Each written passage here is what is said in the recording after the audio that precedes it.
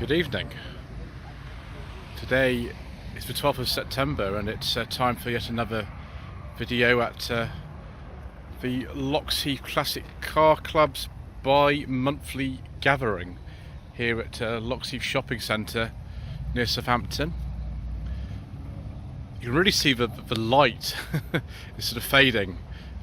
Next month, if it goes ahead, might be the final one that they do in the evening for the year. But yeah, it gives a sort of atmosphere, doesn't it?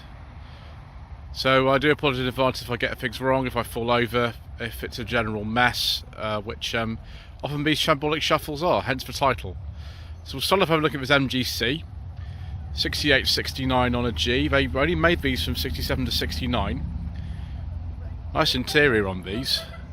I can spot the good old LDV Convoy interior door handle, because they were used all the way up to, I think, sort of like late 90s, those interior door handles. Introduced, I think, on the Austin 1800 in about 68, something like that. But yes, they find one on all sorts of sort of British Leyland and BMC stuff.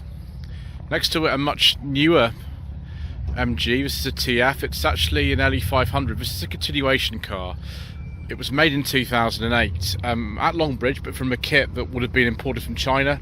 By this stage, Nanjing Automotive owned the MG brand, and they made these from 2008 to 2011 with the N series engine, not the K series, the N series, which was a modified K series, not the Kavachi engine that Shanghai Automotive introduced in the MG6 in 2011. As far as I know, and I've spoken to the owner about this before, this is a car he's had since brand new. There's never been any issues anybody's ever really reported about the N series and head gaskets. This is a car is immaculate. The only problem is, when this car was new, there were tons of used MGTFs around with a lot less money. You actually didn't sell very many of them. One of the rivals at the time, I suppose, would have been this BMW Z4. I don't know exactly what model this is. It's an M Sport Edition or something. It's a sort of car I'd actually quite like to try. I gather these are quite cheap as well. Some of them I've seen for like almost no budget with used money, like the 2 litres and things like that. This is a 2006 or 7. It looks nice. I can't remember if this is a facelift one or not. I think the facelift was maybe about this sort of time. I think they introduced about 2003 from memory. And then something rather new, a Porsche GTS 4 litre. I think this is a Boxster, isn't it? This is what the new Boxsters look like. 2022, 2023. Yeah, it's a bit sort of larger and more powerful than the original Boxster, isn't it? Why don't we have a look over here for a change, actually? We'll have a look at this Beetle, if I don't get run over for, from the start. Chap's got to decide where he's going to park. There we go. This is a 56, this Beetle. I've looked it up. And it is a 56. It's been imported from somewhere because the registration date was much later than that. But I did a further check, and it is a 56, as that tax list says. It's been sort of rather tastefully modified, I think. You can tell it's quite an early one because the rear window is really small, but it's not the smallest you'll see. The 40s ones are very small. They're even smaller than that. That's very nice. Also very nice is this E-Type, which I've driven on the channel. I drove it earlier this year. I think it's a 72, this one.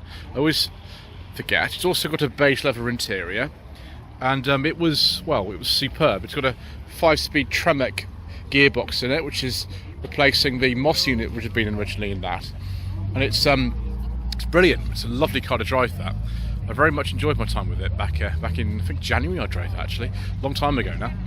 And then we've got some Subarus. We've got a lot of them.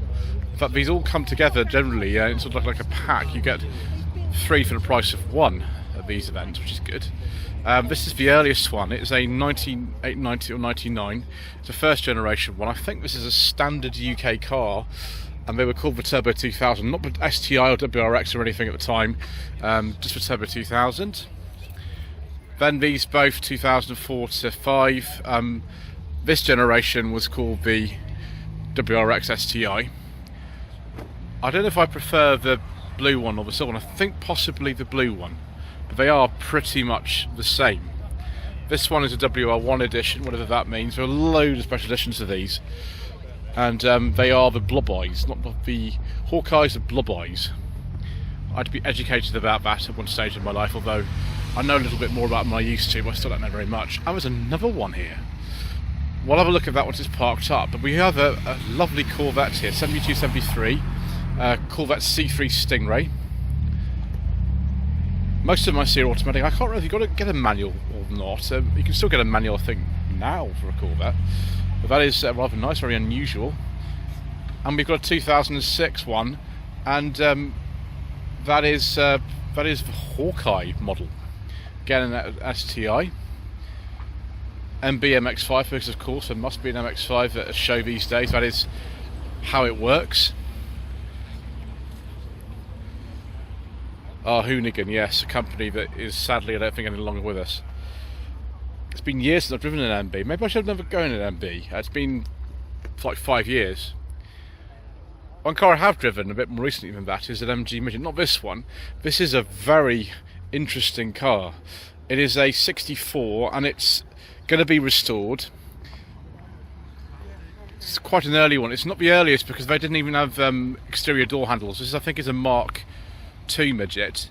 But it's a fascinating story. I'm not going to go into it now, but I was told it by the owner a while ago when this was one of the other events, and it's brilliant. So we'll move down here. We've got a Jaguar F-Type turn up. Someone actually asked me earlier on today if I'd ever driven one of these. I haven't, but I would like to. This is a VR dynamic model. I wonder if it gives the engine size on the back. You get a 4-cylinder of these, or a 6-cylinder, or an 8-cylinder. You get all three of those, and it is rather nice. Yes, we like that, viewers. We like that a great deal. It's a shame that we've just stopped making these now. Yeah, it doesn't actually give you engine size or anything on there. Right, let's move down here. Go past the Monte Carlo Yeti and have a look at an Austin 7, because again it's very necessary to have one of these at an event. This is a 1930. I can't believe actually just how many of these are still around. There's quite a few.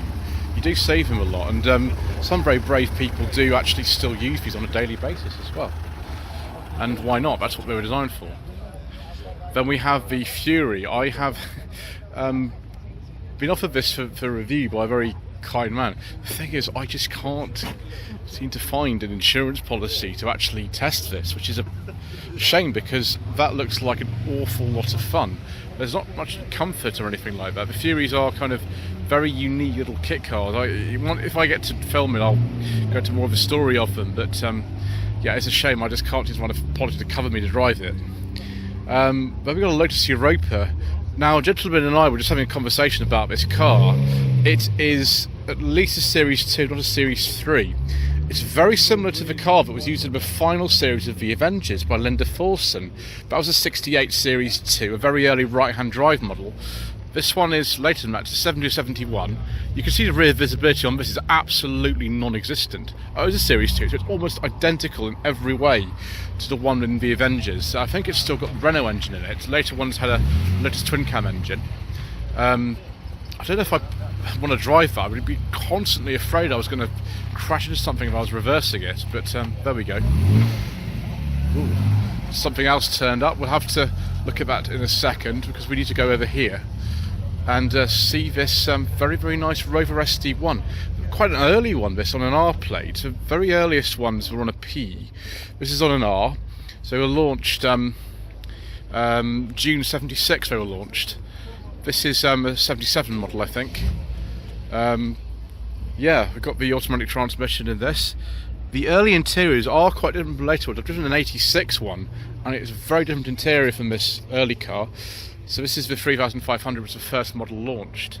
If you want to see a very early 3500, actually a pre-production car, then you can watch New Avengers or the first series of the Professionals. They use the same car. It's MOC 229P, which was I think turmeric yellow. So it's turmeric. I can't say words properly today, viewers.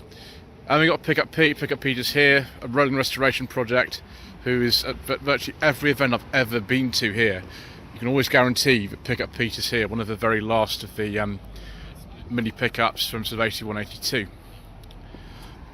Then there's also something very exciting here, this Metro GTA. I love Metro GTAs because my My godfather used to have one. I think he's passed away now, my godfather, but in the 1990s he had a GTA like this one, a little bit earlier than this. Obviously somebody likes Rustaville, I Drive a Classic, and Ian Seabrook's channel. We will be going to Rustaville later this month, viewers. Yeah, this one's on Rover 100 GTA wheels, I think these are, rather than the Metro, which was earlier than the 100. Apart from that, it's very, very sort of correct. And it's got the, you know, red seat belts, the sort of pastels interior. It's just fantastic. One of the last of the Metros, actually, because this is probably a late 94. In early 95, they were replaced by the 100. Then the Sunbeam Alpine, this is a 1965. It is a 1725cc model. And it looks brilliant. It's a sort of car that I would very much like to have a go in. It just depends if I, you know, get offered these things as to whether or not it happens. But yeah, that is superb. A bit of low sun there. And then one of a couple of OC code replicas here. This has got like an 86, 87 registration. I don't know exactly what year this would have passed the IVA test, but it looks very nice. These are, even the kits are pretty expensive cars. And then we have a nice Mini here. I think it's a Mini 30. Yes, it is. It's got the steering wheel for one. It's the right colour for one as well, actually. Just has not got the decals on it. Yeah, it's got the badge in the front. So they came out, I think, in 89 they came out, because the original Mini was launched August 59, so that makes sense. Superb. And some midnight style wheels. Now we can have some TR6 action, left-hand drive TR6 action in fact. 7172 on a K, that looks resplendent next to its more expensive cousin, the Stag here, which is a 7576 on a P with a very nice red interior. So it is definitely a Mark II. We can tell it by the interior lights actually and other details. This is an automatic like the one that I drove last year, and it's I think the same colour as well actually, but that was the 72. This is much later. Very clean example of that, very clean indeed. Then we'll go through and have a look at some more Minis. In fact, loads and loads of Minis. This looks like it might have originally been a Red Hot or something, I don't know. It might have just been changed. Certainly the interior isn't original or anything, I think. Looks good though, actually looks quite good like that. Sometimes you can really tastefully modify things and they look better than they did originally. And I think that Mini's an example of how you can do it. Then another Mini here, special edition. This is a 1992, 1993 on a K. This I think will be a very early injection model. With the 1275cc engine. I don't think they made the 998 after like 91. But yeah, one of a million special editions of Minis did over the years. Talking of Minis, got more Mini action here. 63 this one actually, with some little nice chrome bumper bits. Fantastic. I wonder if it's still got like a the gearbox did it with no circulation on first and all drum brakes. It probably has. And then we have a 1960 Panhard PL17. This is owned by Jim, who's bought a ton of cars here this evening. The E-Type you would have seen earlier in the video is one of his, and I've driven several of his cars. We'll come back to that Caravelle in a second, but this is on my list, this Panhard. I have to just work out with Jim when we're going to film this. We will at some point. Yeah, very interesting car, very interesting history behind the company as well. But we'll talk more about that when we actually review it properly. It's a right-hand drive, actually, that one as well. Also right-hand drive is this 68 Renault Caravelle. This is the S model. It's one of the very last Caravelles made, originally actually registered in Cyprus. I found the gearbox in this quite tricky. The rear engine layout probably is responsible for that. The brakes also are alright, they're all round discs in this, which is good, but they're not like modern brakes at all. You've got to be a little bit careful, as you have in this Morris Minor Tourer from 65. So the Morris Minors, right up until the end, had all round drum brakes with no servo assistance and no synchronization on first gear.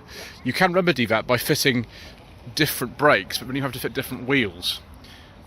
You also can fit something like a Ford Type 9 gearbox to get 5 gears and synchronization on first, but this one looks very original to me, which is nice.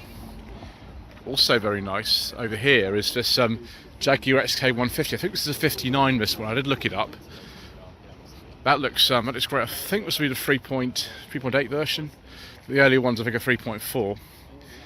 Yeah, that looks good, because this low sun is not conducive to good quality video, but whoever said the Shambolic shuffles were good quality videos anyway.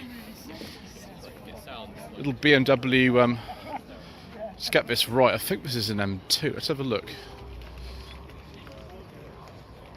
Oh, hello, someone is wanting a new home for the 2CV. This is a bit different from that though. Let's avoid the thorn bushes. Oh, it's an M2. M2 competition, wow. I'll be quick. Let's go this way and have a look at this Corrado. So I recently drove a Corrado on the channel actually. It was a VR6 as well. It was very nice. This is a 16 valve. Local plate to the area, registered in the Portsmouth area. The Southampton and Portsmouth areas were one big region after 1974, so it could have been from a very local dealer here as well. Oh, look, here we go. In fact, that is actually it. That's interesting. Wow. So, finance agreement for the car. Back in, is there a date on there? It doesn't actually say. It's interesting. It's very nice. Corrado is a really nice car driver. They're surprisingly modern feeling for their era, actually. I very much enjoyed the one I had it going. Also, something from that kind of era is this Toyota Supra Mark IV.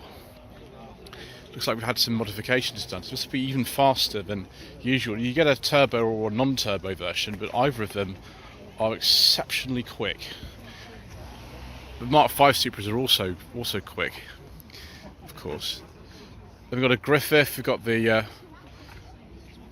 rear lights on there, which are from a Cavalier.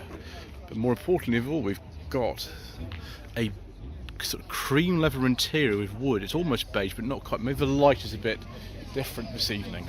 But that does look rather nice with 92, 93 on a K. And then we've got a interesting Jeep here. Most of the Jeeps you see have had some army colours put on them. This one is a US Air Force one. I don't think I've seen one of those before. Very, very old number plate there. Yeah, I mean, I'm tempted to start it up and things, but I'm not going to. Be silly. More replica Cobra action. That one, I'm not sure what kit that is.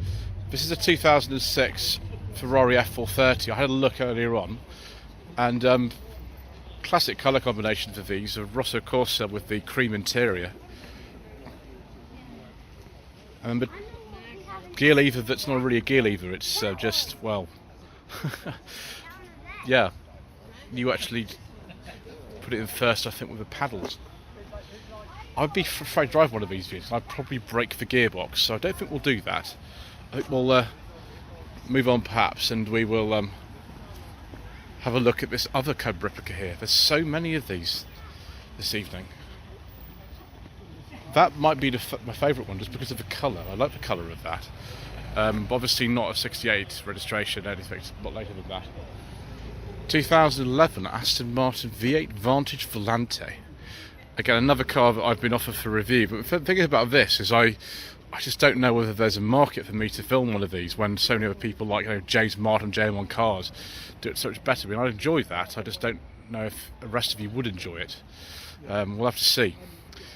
Next to it is this 1937 Riley Lynx, which is absolutely beautiful. Again, registered originally in Portsmouth, RV, and superb in every detail. The sort of thing that I don't think I'd be wanting to drive myself, because I would find this too much of a challenge. I am not very good at driving cars like this, although I've just seen it's got some kind of weird transmission actually on the steering column. Is that a pre-selected gearbox or something? Then a lot of switches on there. That looks interesting. Rileys are very, very nice cars. It's a shame we don't have them anymore, really. Something else interesting is this Morgan freewheeler 2019 to 20 plate. Again, I think someone just said that I could have a go in one of these. I struggle to find insurance for one of these, so I don't think I'll be able to do it. I just can't find any cover for it, so that's a shame. Something I could try to drive is this 1915 Ford Model T, another car from Jim's collection. I've been informed about the way you have to drive these, and it is just too tricky for me, so I don't think I'm going to be doing that. I don't want to die in a Model T. That would be dreadful. And we've got Austin A50 Cambridge. I think these are the earliest of the shape. This would be like a sort of early 50s one. I think these were 1.2 or something, so wouldn't move particularly fast, but you do it in a lot of style, which is good. Then we've got this replica 356. This is actually a 68 Beetle it's based on. This is everywhere. It's tennis ball at the back. I'm sure many of you have seen it before. Comes to all the events here. And then we've got some Bentley action here. Very shiny Bentley. I think they called it, was it the Continental GTC these are called? What year it is, I don't know. I'm not really good on stuff like this, viewers. It looks very nice. The thing is, I would prefer, a dark green with a beige leather interior, which is how I think Bentley should be, but maybe it's just my opinion. Then this 1997 Jaguar XK8, which I drove in March this year, and yes, viewers, it has a very, very nice beige leather interior with wood and a J-gate. I do like a nice beige leather interior, particularly with J-gate Jaguar. It's a very nice car to drive, that one. I just would be afraid if I had that I'd get caught by speed cameras because I couldn't restrain my right foot enough. And then a Triumph Roadster. Do we have the dicky seats out today? I think we do, actually. It looks very nice. The paint looks good on that.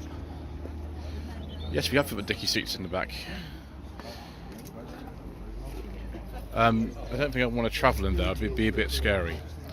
I think I prefer to go in this 2008 Alfa Romeo Spider, which is the sort of thing we'd like to test on the channel very much, viewers. I don't know what engine's in that. There are several engines available for these. Maybe the 1.75, I don't know. Possibly. I think we'll finish on something that a lot of you would find rather tasty. It's this Mark II Escort over here. We've definitely seen this before, haven't we, viewers, at other shows. Possibly a Ford press plate from the time. 78-79 facelift RS2000. And before you say it, yes, I just spent the weekend at a professionals fan event, so I do know a bit about these cars. Anyway, I think that's it for this evening. Thank you ever so much indeed once again for watching. Please don't forget to subscribe to the channel, like this video, comment below, and we shall see you again very shortly for some more incorrect information.